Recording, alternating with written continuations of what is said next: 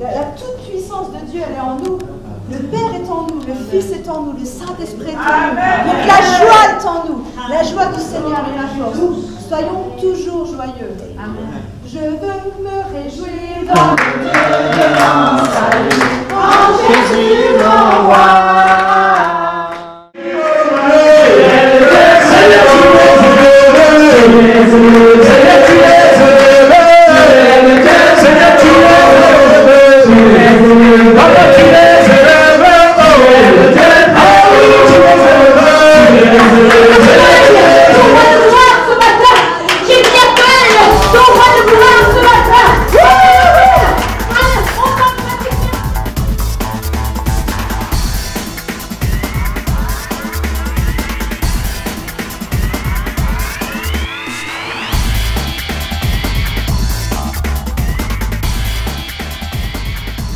Opérer dans les dons.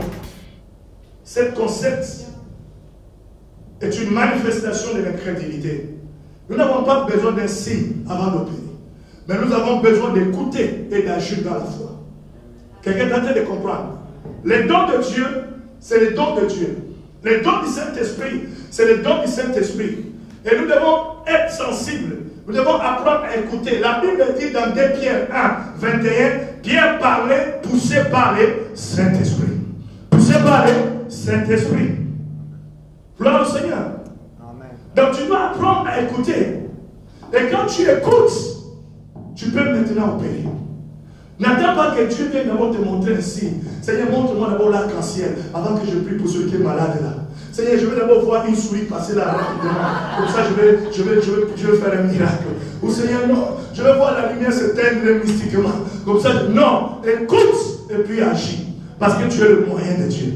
Parce que tu es le moyen de Dieu. À chaque fois, Dieu veut se manifester, tu dois avoir la sensibilité de savoir que maintenant Dieu veut se servir de moi et être disposé à être utilisé puissamment par le Seigneur. J'attends un général dire Amen. Dire Amen. Dieu. La troisième vérité, les dons spirituels de puissance doivent être conduits par l'amour. Les dons doivent être conduits par l'amour. L'amour est la plateforme, on dit quoi la plateforme? Le plateforme sur lequel les dons de puissance se reposent. Alléluia. Les dons de puissance trouvent leur équilibre dans l'amour. Un homme rempli d'amour, une femme remplie d'amour pour les autres, pour les âmes, Dieu l'utilisera puissamment. Beaucoup de gens ne sont pas utilisés par Dieu parce qu'ils ne reconnaissent pas que la plateforme sur laquelle s'équilibre, la plateforme sur laquelle Dieu utilise pour opérer dans le don des miracles, c'est de l'amour. Parce que si Dieu guérit, c'est parce qu'il est amour.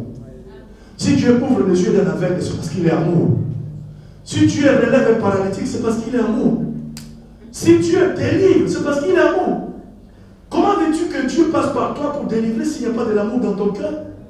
Comment veux-tu que Dieu passe par toi pour guérir s'il n'y a pas de l'amour dans ton cœur? C'est-à-dire, à chaque fois que tu pries pour la puissance, ne prie pas seulement pour la puissance, mais dis Seigneur, remplis-moi, que ma coupe déborde dans l'amour. Parce que quand tu débordes dans l'amour, la puissance aussi déborde. Quelqu'un est en train de comprendre?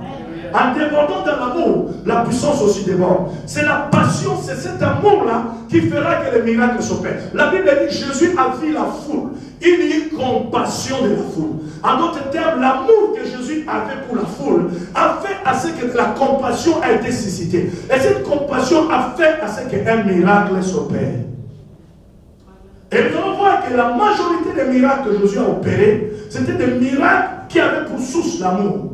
Jésus avait compassion, il avait l'amour. Il venait, il trouvait quelqu'un depuis 38 ans couché. L'amour qu'il avait pour les âmes fait à ceux qui se lèvent. Il se dit, mais veux-tu marcher? Est-ce que tu veux être guéri? Jésus avait de la compassion. Aujourd'hui, cette affaire est quitter l'église. L'amour est parti dans nos églises. Je prie encore aujourd'hui que dans le monde entier, l'esprit de l'amour puisse encore visiter les églises. Partant de la chair jusqu'au dernier banc, que cet esprit visite encore nos églises. Et que dans l'amour, nous puissions invoquer ce Dieu d'amour. Et que dans l'amour, que nous puissions exercer le ministère. Et que dans l'amour, que nous puissions proclamer le royaume de Dieu. Et que dans l'amour, que nous puissions participer efficacement à l'avancement du royaume de Dieu. Le don de l'esprit, c'est dans l'amour que cela se manifeste. Il est très important. Il doit être gouverné par l'amour. La motivation d'exercice de ces dons doit dépasser la motivation de la foi, doit dépasser la motivation de l'obéissance, doit dépasser la motivation d'exaltation de soi. Cette motivation doit se retrouver dans l'amour.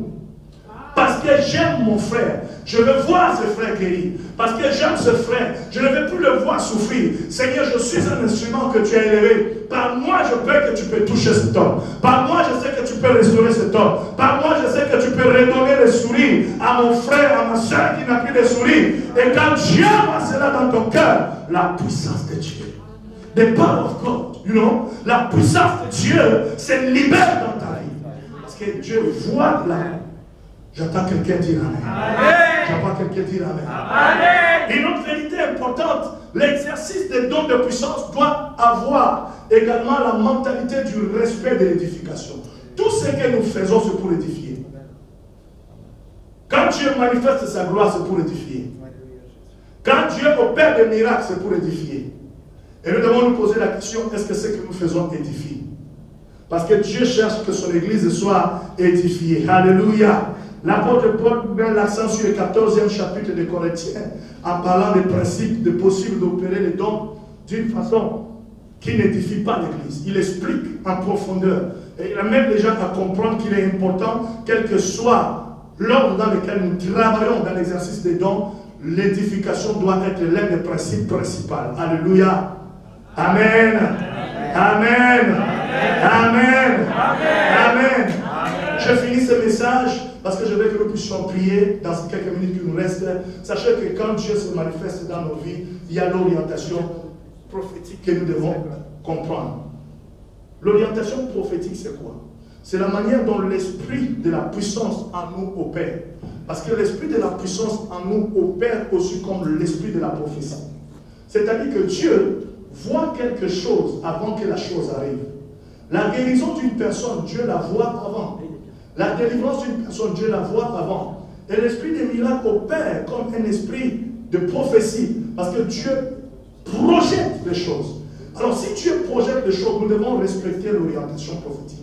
Dans l'orientation prophétique, il y a au moins 4 choses importantes. La première des choses, tout ce qui est don spirituel ne doit pas frôler à l'idolâtrie. Quelqu'un est en train de comprendre? Amen. Dieu ne t'utilise pas pour que tu deviennes un idole. Mais Dieu t'utilise pour faire éclater sa gloire. Alléluia. J'attends quelqu'un dire Amen. Amen. La deuxième orientation, je dirais le serpent de Moïse ou le serpent d'airain suspendu sur la brèche ne devait pas être une habitude pour la guérison du désert. Dieu ne devait pas guérir toujours par la voie des serpents d'airain. C'est-à-dire que dans l'exercice du ministère, tu dois savoir que Dieu a la diversité. Dieu, c'est un Dieu de diversité d'opérations. Et tu dois avoir de la sensibilité pour comprendre la diversité de Dieu. Quelqu'un est en train de comprendre? La troisième vérité, bien aimé dans le Seigneur, l'huile, les mouchoirs, l'eau, les bougies, les sels, les bracelets, les chapelets ne remplacent pas le Dieu des miracles et n'est pas un point de contact permanent. Ne pense pas que tout ce que Dieu va faire, tu auras toujours besoin de l'eau. Tu auras toujours besoin de l'huile. Tu auras toujours besoin, je ne sais pas, de ton chapelet. Tu auras toujours besoin de ton mouchoir. Non. Parce que là où la puissance est libérée, ce n'est pas ton mouchoir d'abord, c'est d'abord là. Ton esprit. L'esprit de Dieu qui est en toi. La puissance de Dieu qui est en toi. Cette puissance libère à toi quelque chose de très fort pour pouvoir bénir les gens. Alléluia. La quatrième vérité sur l'orientation prophétique, l'instrument que Dieu utilise n'est pas Dieu, mais il est un canal. Dieu va t'utiliser, ne te substitue pas à Dieu dans la vie de quelqu'un. Quelle que soit la dimension dans laquelle Dieu t'amène, ne te substitue pas à Dieu dans sa vie. Tu n'es pas le Dieu de quelqu'un. Tu es un instrument que Dieu utilise. Toute la gloire qui doit revenir à Dieu doit lui revenir. C'est hyper important. Ça fait partie des principes importants d'orientation prophétique pour pouvoir libérer la gloire de Dieu dans notre vie et permettre à la puissance de Dieu de manifester sa puissance et sa grâce dans notre vie. Alléluia. La cinquième, l'exception ne doit pas devenir une doctrine. Des fois, Dieu opère avec nous dans des cas exceptionnels. Et quand Dieu opère avec nous dans des cas exceptionnels, ça ne veut pas dire que ça soit une doctrine. C'est comme ça qu'on va opérer. Dieu peut te dire aujourd'hui pour guérir quelqu'un, tu dors, Dieu te révèle une plante. Il dit, va dans la forêt, prends cette plante, tu vas bouillir et donner à cette personne sera guérie. Ça ne veut pas dire que tous ceux qui seront guéris désormais, tous ceux qui viendront en toi malade, doivent boire cette plante. Alléluia. Quelqu'un est en train de comprendre. Donc nous devons comprendre comment est-ce que l'Esprit de Dieu agit dans des dimensions prophétiques de la manifestation de la puissance de Dieu. Alléluia. Le dernier, c'est que rien ne doit remplacer la protection divine dans l'exercice des ministères. Il y a des gens qui se disent, non, moi, je porte telle chose, ça me protège contre les démons. Quand je rends ministère, et ça fait ça. Non, la protection divine, quand Dieu t'utilise, tu es un instrument de valeur, tu es un instrument précieux, c'est Dieu qui te garde. Hier, c'est qui m'a dit, Dieu m'a donné une responsabilité pour telle chose, mais tu ne peux pas savoir combien de frappes j'ai tout le temps. Vraiment, j'en peux plus. Je lui fais, va encore prier pour savoir si c'est Dieu qui t'a donné. Parce que si c'est Dieu qui t'a donné de nous, comme ça, on serait déjà morts. Avec tous les démons qu'on confronte tous les jours. Donc c'est pour dire que quand Dieu te donne une capacité, il te couvre. Il te protège. Il te fortifie. Il te préserve. Il te soutient. Il se lève avec toi. Il te donne des anges qui feront ton escorte. Partout où tu arriveras, les anges sont là en train de t'entourer. Partout où tu arriveras, la puissance de Dieu accompagnée des anges, l'armée de l'Éternel sera avec toi pour te sécuriser, pour te tenir, pour te protéger. Amen. Quelqu'un est en train de comprendre? C'est important de l'aimer. C'est Dieu qui nous protège. Un jour, j'arrive au Cameroun pour prêcher pour une conférence. Je pars. Après, j'entre dans l'appartement où je vais habiter pour la conférence. On sort avec un homme de Dieu pour aller régulariser certaines formalités administratives pour la conférence. Il y a une femme qui est venue entrer mystiquement dans l'appartement où j'étais. Et cette femme était une femme qui travaillait dans le monde des ténèbres. On l'avait donné une mission. La mission était d'entrer dans cet appartement et prendre un de mes objets intimes et de le ramener dans le monde des ténèbres. Alors vous savez ce qui s'était passé? Moi je n'étais même pas là. J'étais sorti avec le pasteur. Il y avait des intercesseurs qui étaient restés dans l'appartement, mais ils étaient tous distraits. C'est ainsi vous qui accompagnez les hommes de Dieu, vous devez être éveillés. Il y a des fois les hommes de Dieu travaillent. Ils sont concentrés dans le travail. Ils oublient tous les petits détails. Vous êtes là pour les sécuriser. Vous êtes là pour le soutenir. Vous êtes là pour les servir. Il y a des gens qui sont appelés à servir Dieu. Mais il y a des gens qui sont appelés à servir Dieu par les hommes de Dieu. C'est hyper important. Et généralement, ce que j'ai remarqué, tu n'atteindras pas la dimension de servir Dieu si tu n'as pas encore servi l'homme de Dieu. Quelqu'un est en train de comprendre? Josué, avant d'atteindre la dimension de Moïse, il avait d'abord servi Moïse. Élisée, avant d'atteindre la dimension d'Élie, il avait d'abord servi Élie.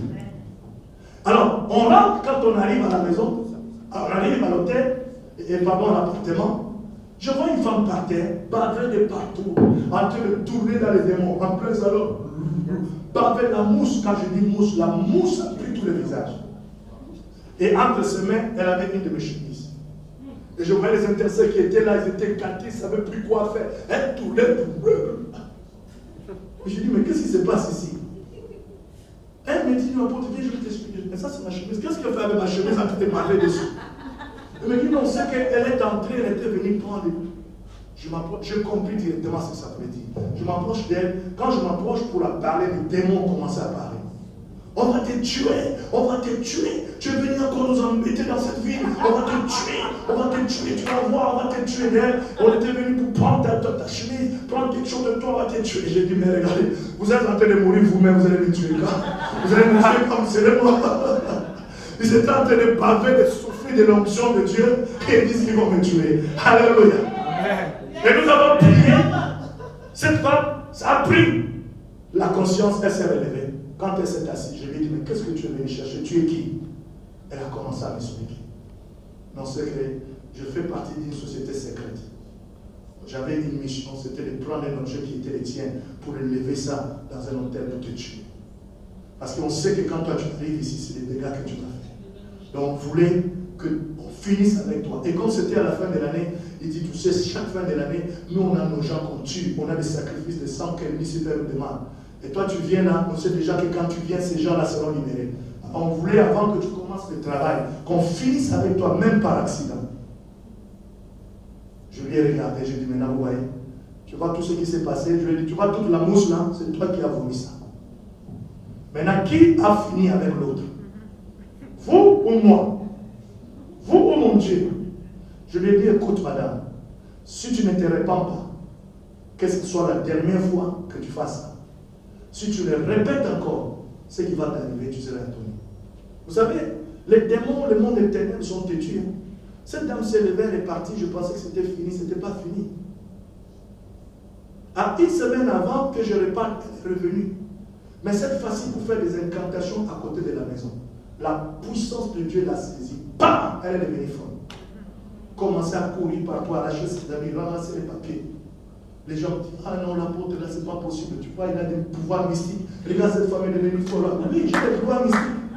Dieu veut que les gens sachent que tu as des pouvoirs mystiques. La puissance du Saint-Esprit, c'est des pouvoirs mystiques.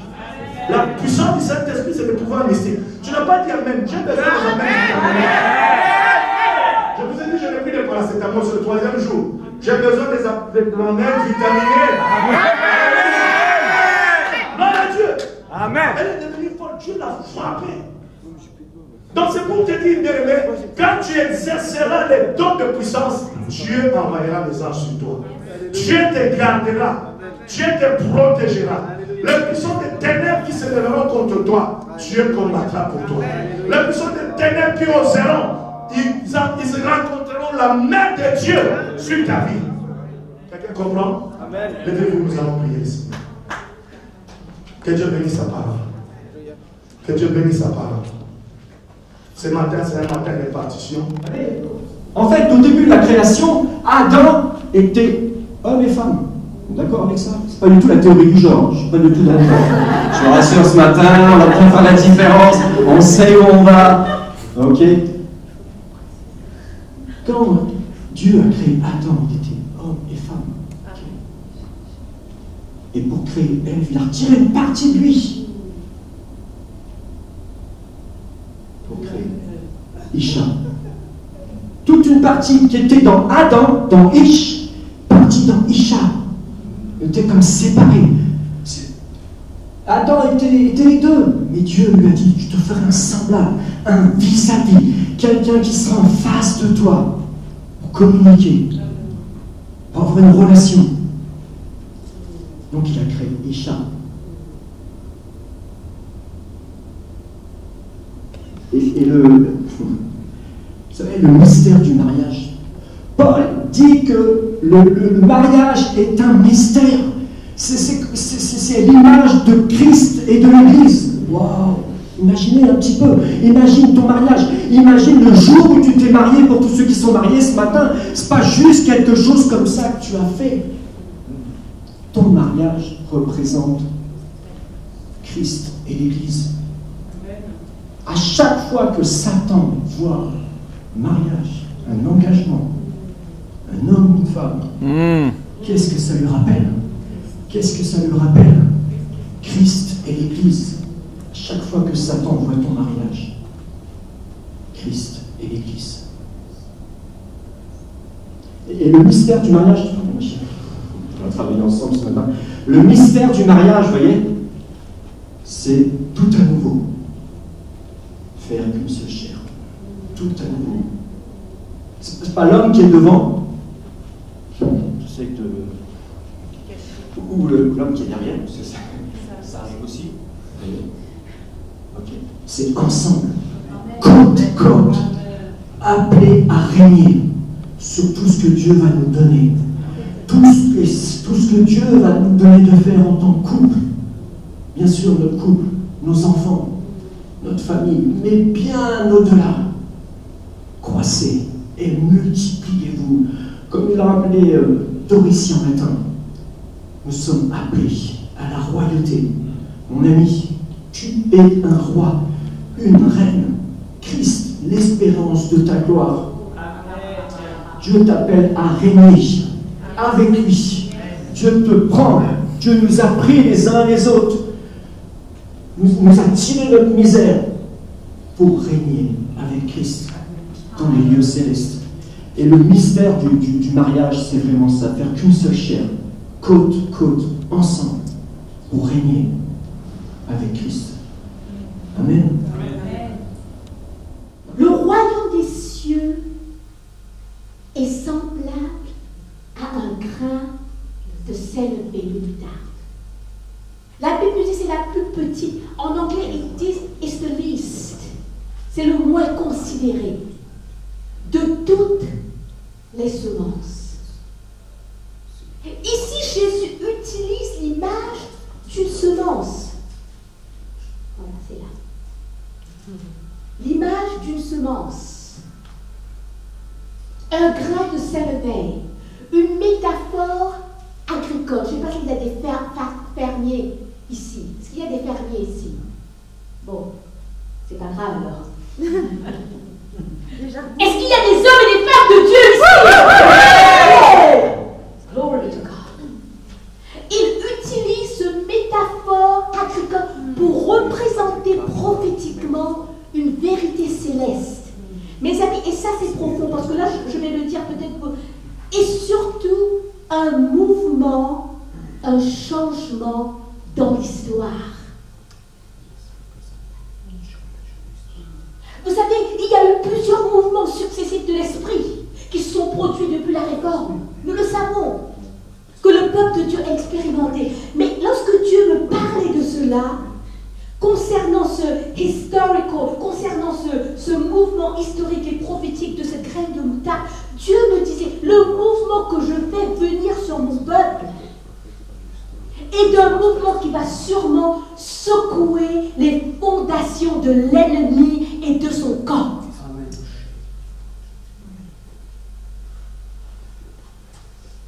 Je vais le redire, parce que c'est trop fort ce que tu es en train de dire. Il dit, le mouvement que je vais faire venir sur mon peuple est un mouvement qui va sûrement secouer les fondations de l'ennemi et de son camp. Mes amis, nous sommes en train de le voir. Amen. Il y a certaines choses qui sont en train de s'écrouler, mes amis. Pourquoi? Parce que le fondement n'est pas Christ. Amen. Donc, qui est le chef là-dedans? Tu vois, c'est mieux que ce soit l'épouse qui le dise. C'est très très bien. Ça me fait beaucoup, tu vois. Tu vois, ton épouse, elle vient de dire c'est lui le chef, tu vois. C'est un chef, tu vois. Là, j'aurais dit tiens Thierry, je vais le prendre après, Alors, merci d'avoir accepté, Thierry et Maï, ce temps de partage. On est dans une interview et vous acceptez effectivement d'être un petit peu dévoilé dans votre histoire. Et je vais vous poser des questions. Maintenant, vous n'êtes pas obligé d'y répondre, hein, il n'y a pas de pression. Si ça vous dérange un peu, vous n'êtes pas obligé, mais je sais qu'on va beaucoup se régaler avec vous. Alors, je vais commencer par la première question. Ça fait combien de temps que vous êtes mariés? Ça va faire 34 ans, le 16 juin.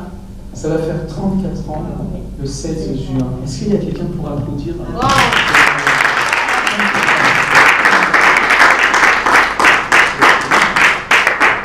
34 ans. Amen. Et vous êtes encore amoureux? Bah oui. C'est fou, hein. 34 ans de mariage, vous êtes encore amoureux. Est-ce qu'on peut applaudir ça? Et en fin de compte, on fonctionne avec nos regards. En fin de compte, c'est les regards, on voit tout. Dans les yeux, quand je regarde ses yeux, je sais à quel moment il n'est pas content. Le silence de Thierry, je sais s'il est en train de méditer ou s'il est en train de ruminer, s'il est en train de s'énerver contre moi. Et ça, je sais tout de suite. Et ce qu'il y a, c'est que, bon, on me dit on est deux, mais en fin de compte, on est trois parce qu'il y a le Saint-Esprit avec moi. Et le Seigneur m'a donné en fin de compte un don, c'est de savoir en fin de compte de lire ses pensées. Et tout ce qu'il pense, moi je prononce. Je suis comme Aaron et lui c'est Moïse, quoi. Tous ses désirs, des fois des soirées, on est là à côté de l'autre, on disait rien. Et puis tout d'un coup, je prononce une parole, je me dis, mais c'est dingue, je viens de réfléchir, il n'y a même pas une seconde. Et voilà. Donc, attends, juste un sondage. Combien vous êtes mariés ici et ça vous fait pareil? Levez la main. Hein? C'est bizarre. Et on éclate de rire. Nous avons une autre fille et je me suis toujours plainte de Thierry, Sarah. Je me suis souvent plainte de Thierry au début. Je me dis, bah, c'est toujours moi qui me lève pour s'occuper de bébé, je suis fatiguée, tout ça. Et il m'a dit, bah, tu n'as qu'à me donner un coup de pied et tu me réveilles la nuit, il n'y a pas de souci. Alors, j'ai écouté à la lettre, je donne un coup de pied. Et il ne s'est pas réveillé. Je l'ai poussé par terre, il est tombé. Alors, ce qui fait que pour les autres enfants, parce qu'on en a eu 2 autres après, il a compris. Est-ce qu'on peut lui applaudir? Bon, j'ai dit qu'on est marié avec Ado dans le Saint-Esprit, mais on a aussi sa guitare avec lui. Et il me berçait enfin comme le soir. Et souvent, il jouait la guitare et je dormais avec. Donc, c'est pas le petit déjeuner au lit, mais c'est la guitare la veille du soir.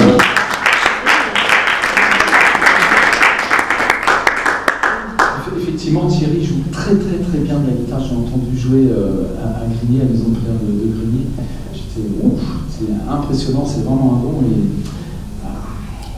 ça, c'est un don qui ne peut pas rester au placard. Hein. Amen. Bah oui, je comprends. J'ai choisi à apprendre. Amen, amen. Donc vous avez combien d'enfants? 3 enfants. 3 enfants. Ils réussissent dans la vie? Oui. 2 filles aînées qui sont mariées à 2 chrétiens qui sont aussi engagés, 2 jeunes chrétiens. Et notre 3e enfant, Steven, qui va avoir 22 ans le mois prochain. Aussi engagé, baptisé aussi, baptisé par Saint-Esprit aussi. Si, c'est bien. Wow. Est-ce qu'on peut aussi très bien.